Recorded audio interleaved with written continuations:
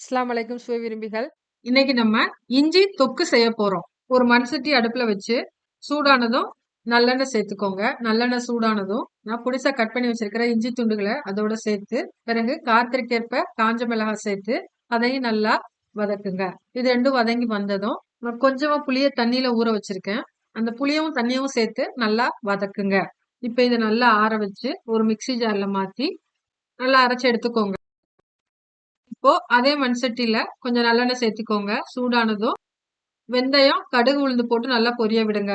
இது பொரிஞ்சு வந்ததும் ஒரு கைப்பிடி அளவு கருவேப்பிலை சேர்த்து அதையும் நல்லா வதக்குங்க.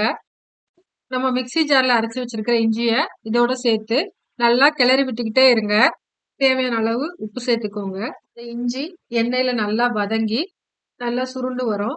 மேல எண்ணெயெல்லாம் நல்லா பிரிஞ்சு வரும். அந்த ஸ்டேஜ்ல அடுப்பை ஆஃப் பண்ணிக்கோங்க. இப்ப நமக்கு இஞ்சி தொக்கு ரெடி ஆயிருச்சு. சேனலை சப்ஸ்கிரைப் பண்ணுங்க.